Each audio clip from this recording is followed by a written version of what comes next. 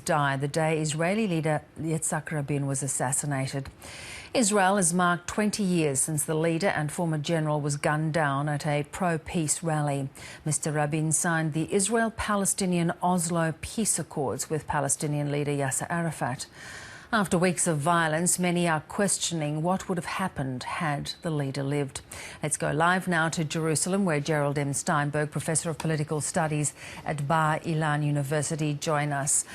Gerald, great to talk to you on this occasion. Now, of course, some commentators believe that Rabin's assassination was so successful because it really achieved what it wanted to, and that was to stop the peace process dead in its tracks. I think that's an exaggeration. There's an agenda here, and one has to be careful. It's a particularly Israeli domestic political agenda in many cases. The Rabin assassination, it was 20 years ago, was very traumatic, and those of us who lived through that remember that night very vividly, and the shock and the horror that this could happen in our country, that one Israeli, one Jew could assassinate the elected head, the prime minister of this country. But that was not, sorry? No, go ahead, sorry. However, to say that ended the peace process really removes the context and really distorts the reality, the history of that.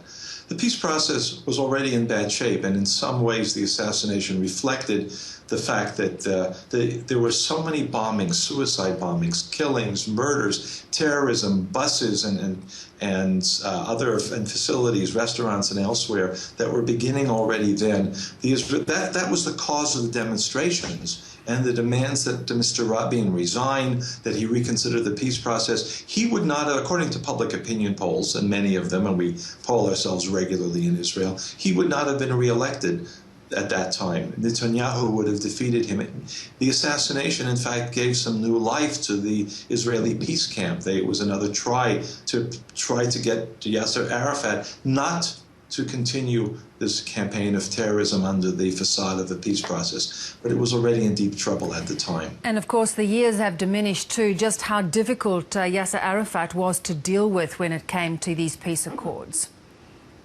I think that's true. The Israelis, I remember, as a single Israeli, but the Israeli public in general, remember that signing ceremony that took place in August of 1993, where our prime minister and the foreign minister at the time, Shimon Peres, and Mr. Arafat shook hands, and Bill Clinton, the president, was in the middle. And there was this optimism at the time, even among skeptics like myself. This was going to be a new chapter. We were talking to each other. We all understood the terrible cost of, over at that time, almost 50 years of violence and destruction. And there was hope. And when that hope got crushed, because Arafat never turned into a Nelson Mandela, he never turned into a Yitzhak Rabin, he never talked the language of peace to his own people. He was running a terror operation on the side.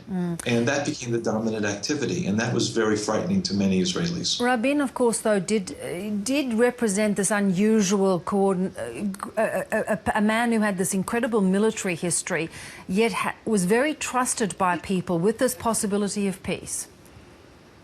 Yes, he was. He was in many ways unique. He was able to make that transition. It was not easy for him. This was the second time in the 90s that he was prime minister. He had a difficult time as a former general military person in the 70s. In the 90s, he understood that Israel needed to try some different things out, needed to try to change things. This was after the Gulf War. This was in coordination with the United States. There were many things going on. Rabin seized the opportunities, and that has to be said in his favor, even by his critics, that he was a man of vision, and he was assassinated at a peace rally.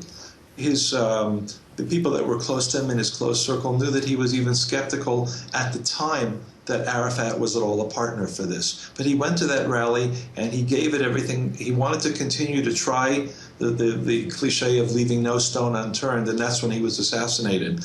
And that was the image that we're left with. And there really has not been any, not just Israeli leader, certainly no Palestinian leader, nobody who's followed that lead, and that's part of the tragedy.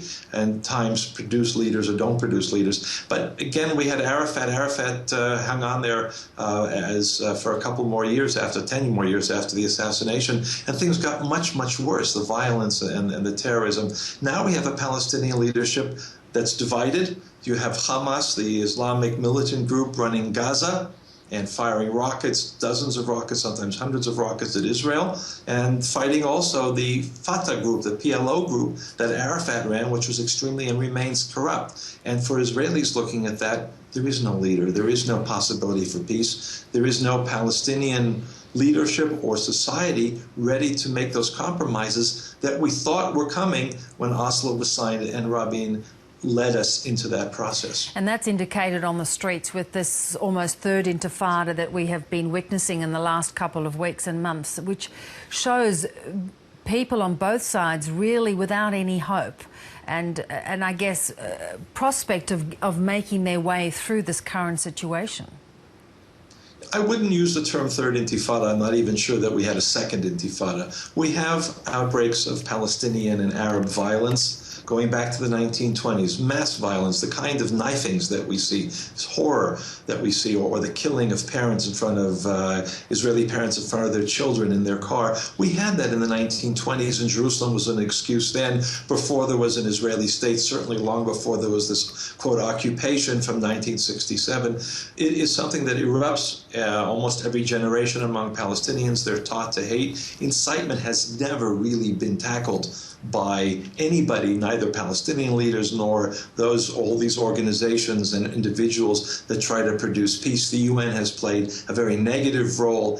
The United Nations Refugee and Works Association, UNRWA, has a spokesperson who often increases the hatred and hostility towards Israel. So this is something that's been unaddressed, and in fact no peace process can continue. And we get these outbreaks. They're caused in part by frustration, but they're also, some of that frustration is within their own societies, the lack of hope, the failed leadership, the corruption, that's all part of it. So Israelis, by and large, don't see how we can solve that problem if the Palestinians can't even address it for themselves. Gerald Steinberg, thank you very much for your insights. Thank you, Beverly. Good to talk to you.